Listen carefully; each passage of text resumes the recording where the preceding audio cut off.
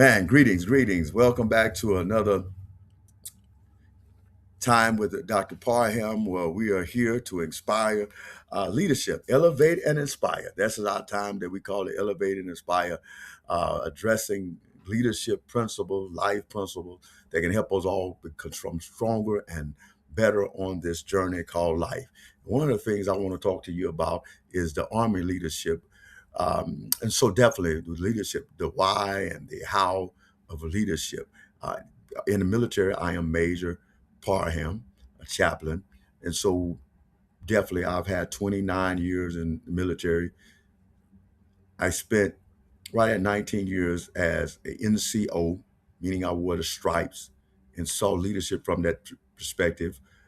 The last few years, I've been a staff officer, a major. And so we're moving into that dynamics of two different aspects of what leadership look like in the military rank. I've been there as well as a pastor and a leader in the chaplaincy and also just maneuvering through leadership in life and my family. And certainly 29 years, the leadership principles that the military teaches has been a core and has strengthened me and has been like that pie. But my relationship with God and the is the crust. The word of God is the crust that pie holds upon. And so biblical leadership, that's what we love. But definitely I've been shaped out of 29 years and plus and counting as a leader. And so dealing with that and moving forward. And so I thank God for every opportunity.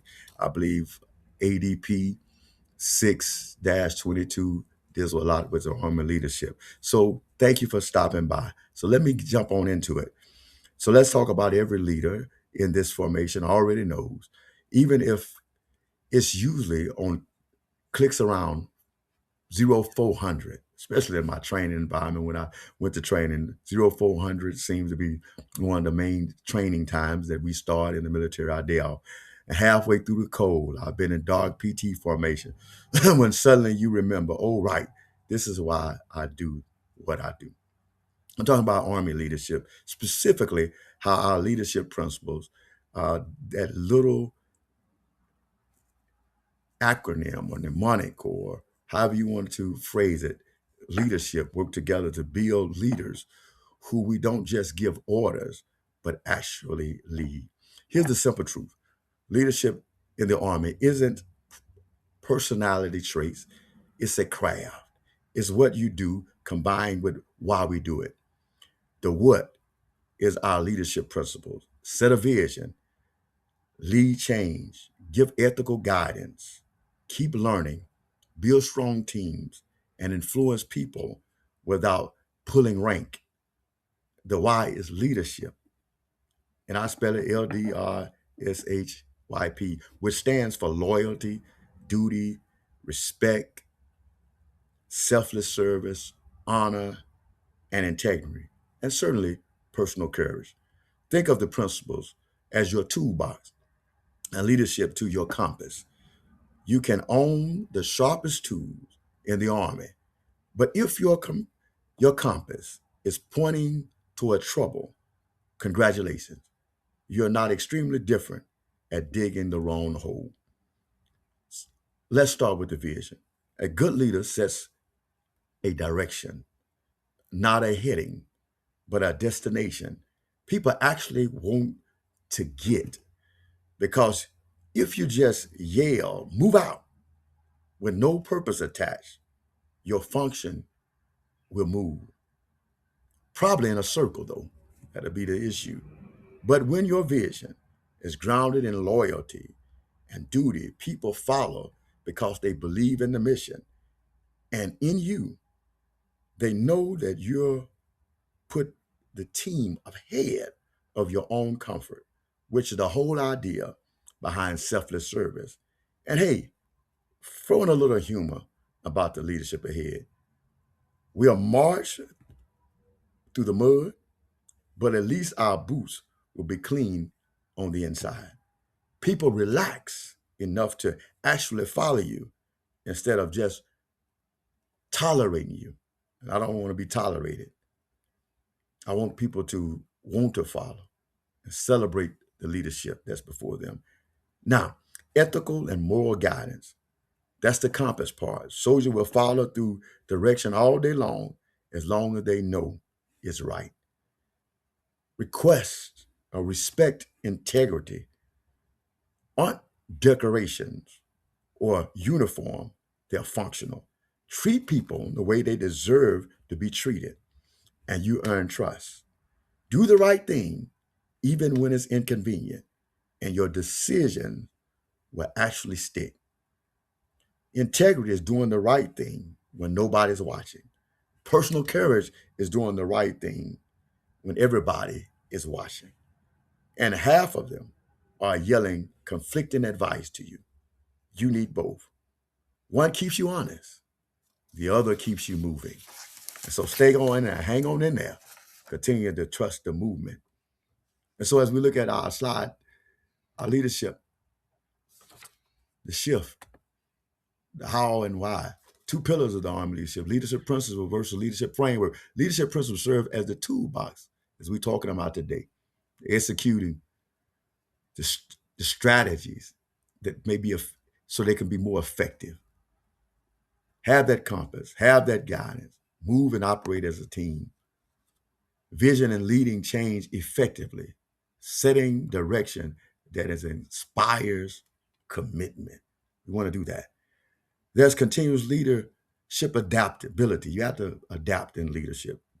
The things that keep you from getting replaced by whatever new piece of tech the Army issues next week. The environment never stops changing. So never stop learning. You are the guy that's still navigating through life's challenges. So don't stop. Quit using last year's map with the terrain and the enemy to completely arrange the furniture. That's what you got to do. To put it in mind. Stay curious. Stay present, admitting you don't have all the answers. That's not a weakness. That's how you get respect.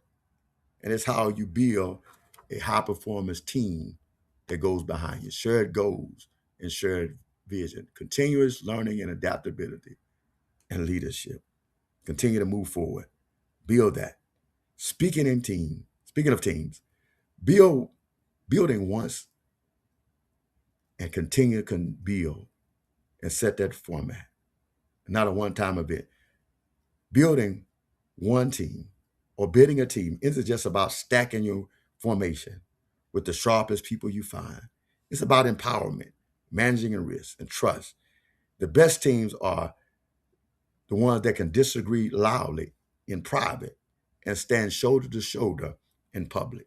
That's loyalty and honor, doing their job, keeping disagreements productive instead of destructive, keeping the team cohesive even when things get ugly. Empower your people, trust them with responsibility, and trust that comes back tenfold with initiative and courage. So always be curious, be intellectual, empower your team to be high performers because empowerment matters. Let them be risk takers, influencers, influence without force. That's the goal. And finally, what I'm talking about, I'm going to repeat that again, influence without force, the subtle art of persuading people instead of just ordering them around. Lean on rank alone and you just get compliance. Lean on your character and presence and consistency with LDRSHIP leadership and you get commitment. Sometimes a good story, a well-timed joke, or simply asking about someone's family does more for a squad's motivation than barking out orders ever will. Humor is a tool, not to belittle anyone, but to remind people that we are all in the mud together. So character counts. Character counts. So put it into practice. Clear vision. A successful platoon leader establishes a clear vision, grounded in duties and loyalty, ensuring that the entire team understands the objective and feels invested in the mission. Ethical guidance. By providing ethical direction and seeking team input, the leader empowers non-commissioned officers, fostering a culture of shared responsibility and integrity within a unit. That's the picture. Tough situation, good planning, platoon leadership planning through tough missions. Takes a gift of clear vision, grounded in duty and loyalty, ethical guidance, values, the legal values, the law of values. Ask for that input, respect in action, ability to put it in motion. Then you empower others. And I like to say NCO, but that's anybody. Empower others to execute. Sharing the credit. Don't take the credit for somebody else's work. Sharing the blame. If I mess up, that's in my wheel part. Pure selfless service. As when something is inevitable goes sideways, they own it with integrity and personal courage. That's leadership. Gives us the reason to lead the right way. The leadership principle gives you the method. One answers why, the other answers how. Put them together, and you get leaders who navigate chaos, inspire their people, and still get the mission done with a little human warmth along the way. So, clear vision and ethical guidance. Put it in practice. The challenge of effective leadership, reflecting on values in every decision. Leaders should always ask, why am I asking this? And how will my action reflect our values? This ensures alignment with leadership principles, fosters reasonable decision making. Want to be good. So the next time you're about to issue an order, pause for 2 seconds and ask yourself, why am I asking this? How will my action reflect our values?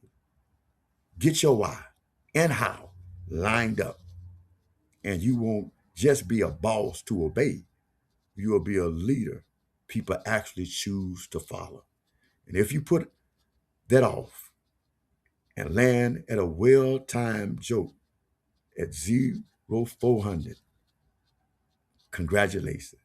You just earned the most coveted unofficial title in the entire United States Army, reasonably tolerable leader. And that leadership principle can transcend in every area of your life. No matter you pastor in the church, whether you're a chaplain, supervising those incarcerated or supervising other chaplains, whether you're a leader in a nonprofit organization or a leader on your job or a leader in your own personal entrepreneur pursuit, be a leader.